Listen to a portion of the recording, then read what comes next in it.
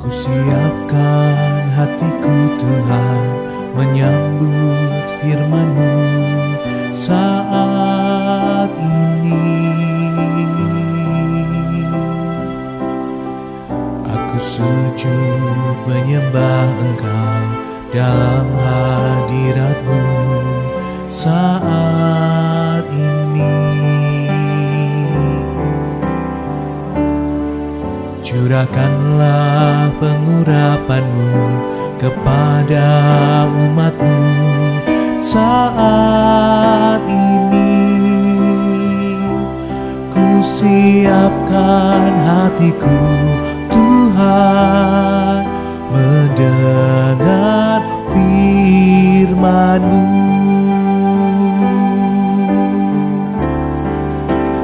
Firman-Mu Tuhan tiada berubah,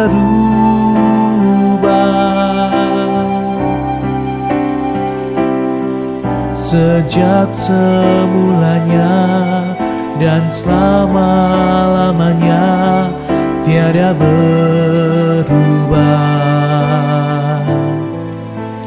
Firman-Mu Tuhan penolong hidupku. Kusiapkan hatiku Tuhan menyambut firman-Mu.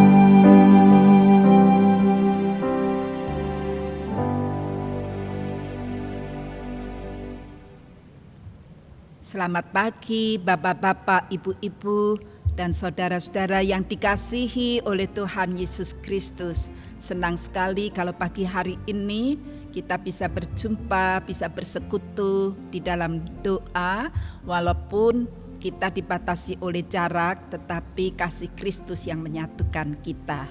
Mari kita berdoa. Tuhan, terima kasih oleh karena Tuhan dengan kasih setia-Nya menjagai istirahat kami semalam dan membangunkan kami dengan tubuh yang segar. Kalau kami masih diberi hidup oleh Tuhan, berarti Tuhan mau hidup kami ada gunanya. Oleh sebab itu ya Tuhan, agar hidup kami sungguh-sungguh bisa berguna bukan hanya bagi diri sendiri tapi juga orang lain, isilah hidup kami dengan firman-Mu. Terima kasih Tuhan. Amin. Saudara-saudara, kita akan bersama merenungkan dari kitab Injil Markus pasal 11 ayat 12 hingga 14. Dituliskan demikian. Keesokan harinya, sesudah mereka meninggalkan Betania, Yesus merasa lapar. Dari jauh ia melihat pohon ara yang sudah berdaun. Ia mendekatinya untuk melihat kalau ia menemukan sesuatu pada pohon itu.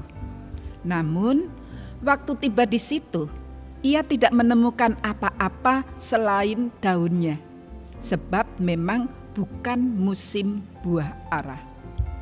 Katanya kepada pohon itu, "Jangan lagi seorang pun makan buahmu selama-lamanya." Murid-murid Yesus pun mendengarnya. Saudara, judul renungan pagi hari ini yaitu "Sudah berbuahkah hidupku?" Biarlah itu menjadi perenungan bagi setiap kita. Saudara-saudara, setiap kita pasti menantikan hasil dari apapun yang kita kerjakan. Kalau kita menanam, pasti kita berharap yang kita tanam itu bertumbuh, berbunga, bahkan mungkin berbuah. Nah, saya senang sekali menanam bunga anggrek. Rajin menyiram, dan saya tidak lupa untuk memberi vitamin. Dan tentu saya tiap hari itu selalu menanti munculnya kuncup agar kelak dia berbunga secara indah. Nah, senang sekali ketika melihat bahwa bunga-bunga itu begitu mekar, sangat indah dengan aneka warnanya. Ternyata bukan saya saja yang menikmati. Ada beberapa orang kalau lewat di rumah saya kemudian melihat, oh mereka juga ikut senang dengan bunga anggrek yang bermekaran di teras rumah saya. Bahkan ada seorang ibu yang sengaja datang ke rumah saya dan bertanya, diberi vitamin apa sih kok sampai ya anggreknya itu bisa berbunga dengan begitu indah. Nah, jadi ketika kita menanam sesuatu ternyata itu bukan hanya menyukakan hati kita saja, tetapi bisa juga menyukakan hati orang lain. Nah, saudara-saudara, pada suatu hari dikisahkan oleh Markus, Yesus merasa lapar. Dan kemudian dia melihat ada pohon ara yang berdaun lebat. Dia mendekati pohon ara itu dan dia berharap ya, ada sesuatu yang bisa dia ambil, bisa dia makan. Ya. Karena dari kejauhan nampak begitu lebat daunnya. Nah, ternyata ketika didekati tidak ada buah satupun. Sama sekali tidak ada buah di situ. Memang dikatakan bahwa saat itu belum musimnya berbuah. Tapi pohon ara di Palestina itu, walau belum musimnya berbuah, biasanya bila sudah berdaun lebat, maka kalau tidak ada sisa buah awal yang lalu, pasti ada buah kecil yang disebut taks. Nah, taks itu adalah buah kecil yang tumbuh sebelum panen. Karena pohon itu tidak memiliki taks, padahal daunnya sudah begitu lebat, berarti pohon itu tidak akan pernah berbuah alias mandul. Itulah sebabnya Yesus mengutuk pohon itu, oleh karena tidak ada gunanya dia hidup. Dan memang di dalam perikop yang berikutnya diperhatikan bahwa pohon ara yang dikutuk oleh Yesus itu sudah menjadi kering sampai ke akar-akarnya. Karena tidak berguna, maka pasti ditebang dan dibakar. Saudara-saudara, dari kisah ini, Yesus mau mengatakan kepada murid-muridnya bahwa Yesus menghendaki hidup kita pun berbuah. Buah itu bukan hanya dinikmati untuk kita sendiri, tetapi juga bisa dinikmati oleh orang-orang yang ada di sekitar kita. Yesus mau hidup kita berdaya guna. Jadi bukan asal hidup. Dan kita sebagai orang yang beragama, Yesus mau bahwa kita ini bukan hanya penampilannya yang religius, nampak indah karena rajin beribadah, rajin ke gereja, juga suka memberi persembahan. Namun Yesus mau bahwa di dalam hidup kita sehari-hari ini bisa mencerminkan bahwa kita adalah anak-anak Allah yang dipelihara oleh Tuhan begitu baiknya. Itulah sebabnya kita bisa bersyukur, berterima kasih, wajah kita ceria, tidak kemudian bersungut-sungut, berkeluh kesah seolah Tuhan tidak memelihara kita. Tuhan mau agar hidup kita ini bisa mencerminkan kasih Allah. Bukankah setiap kita ini sudah menerima kasih Allah? Saudara, kita tidak bisa mencerminkan kasih Allah bila yang ada di dalam benak kita ini tertanam benih-benih kebencian. Yesus mau hidup kita ini bisa berbuah. Dan kita bisa berbuah bila kita ini terus-menerus melekat pada Yesus seperti perumpamaan pokok anggur yang benar. Kita carang-carangnya, kalau kita terus melekat pada pokok anggur yang benar, berarti punya hubungan yang baik, yang erat dengan Yesus, maka karakter Yesus itu akan tertanam dalam hati kita. Karakter Yesus itu akan menular di dalam hidup kita. Saudara, kepada siapa kita bergaul? Firman Tuhan mengingatkan kita juga jangan bergaul dengan orang yang fasik, orang yang jahat, karena itu menular. Kita pun menjadi ikut-ikutan berbuat jahat, seolah berbuat jahat itu biasa saja. Nah, mari kita terus berhubungan dengan Tuhan agar karakter kita ini betul-betul diwarnai dengan karakter Yesus, yaitu karakter yang berbelas kasihan terhadap yang menderita dan bukan sukanya membuat orang menderita. Karakter Yesus adalah karakter yang rendah hati sekalipun punya kuasa. Tetapi kita seringkali terhadap milik kita main kuasa, orang lain tidak boleh ikut-ikutan menikmati. Saudara, karakter Yesus yang lain adalah kesabaran di dalam menanggung derita. Saudara, kita akan berbuah lebat dan bisa berbuah lebat bila hidup kita ini terus-menerus disirami dengan firman Tuhan. Oleh karena firman Tuhan itulah yang akan menuntun kita di dalam segala ucapan bibir kita maupun perbuatan kita. Sebab itu pada pagi hari ini marilah kita merenungkan, bertanya pada diri sendiri, sudahkah diriku berbuah? Sudahkah diriku menghasilkan buah-buah pertobatan sebagai hasil dari setiap kali mendengarkan sabda Tuhan, di mana sabda Tuhan itu menegur apa yang salah untuk kemudian kita perbaiki? Sudahkah diriku ini menghasilkan buah-buah kebaikan setelah disirami kebaikan-kebaikan Tuhan?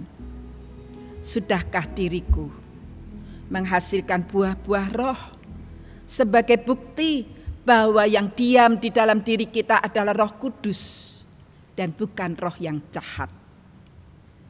Sudahkah hidupku selalu diwarnai dengan syukur, karena itulah buah iman yang mempercayai bahwa segala sesuatu boleh terjadi di dalam diri kita, itu adalah untuk kebaikan kita. Akhirnya saudara-saudara, apa buah doa dan puasa kita selama ini? Amin. Mari kita berdoa. Tuhan, kami bersyukur.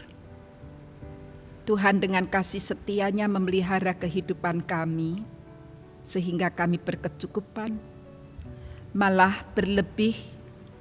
Malah Tuhan memberikan kesempatan kepada kami berbuah, yaitu dengan membagikan berkat-berkat Tuhan kepada orang-orang yang membutuhkan.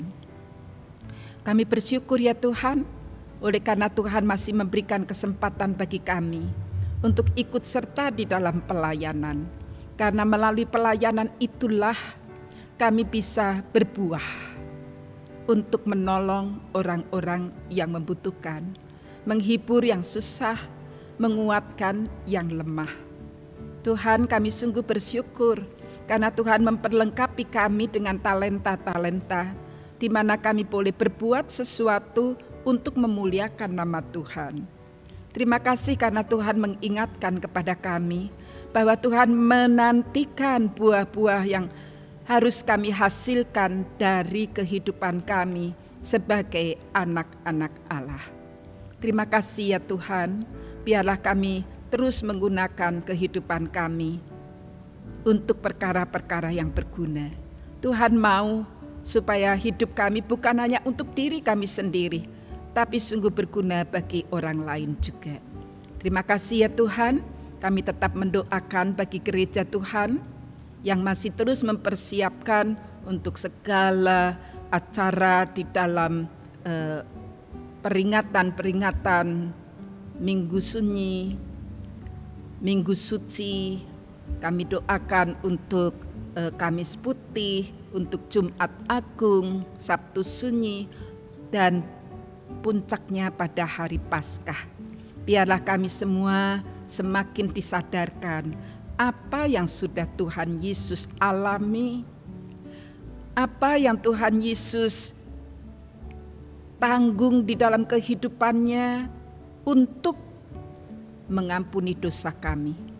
Terima kasih kalau kami masih diingatkan betapa Yesus rela mengorbankan nyawanya demi keselamatan kami. Biarlah semuanya itu menggugah kami untuk sungguh-sungguh hidup dan menghasilkan buah. Bukan hanya untuk membalas kasih Tuhan, karena apapun yang kami lakukan tidak bisa membalas kasih Tuhan, tetapi biarlah melalui kata dan perbuatan kami boleh memuliakan nama Tuhan. Tuhan, kami tetap mendoakan bagi mereka yang bersukacita oleh karena ulang tahun, oleh karena mendapatkan pekerjaan, oleh karena mendapatkan hasil dari pekerjaan. Biarlah mereka di dalam sukacita tidak lupa bersyukur kepada Tuhan. Tapi kami juga mengingat bagi mereka yang menderita. Tolong mereka ya Tuhan, pakailah kami untuk bisa menolong mereka yang di dalam kesusahan. Tuhan, kami juga tetap menyerahkan untuk pemerintah kami. Biarlah baik presiden, wakil presiden, para menteri, anggota MPR, anggota DPR maupun DPD. Tuhan tolong pakai mereka bukan hanya untuk kepentingan diri, tetapi sungguh-sungguh memikirkan kesejahteraan bagi rakyat Indonesia ini. Terima kasih ya Tuhan, kami sungguh mau serahkan kehidupan kami masing-masing hari ini. Apapun yang akan kami kerjakan, biarlah kami kerjakan dengan jujur, dengan tulus, dengan penuh tanggung jawab. Dan biarlah hidup kami selalu karena berkat Tuhan bisa mendapatkan buah dan boleh berbuah.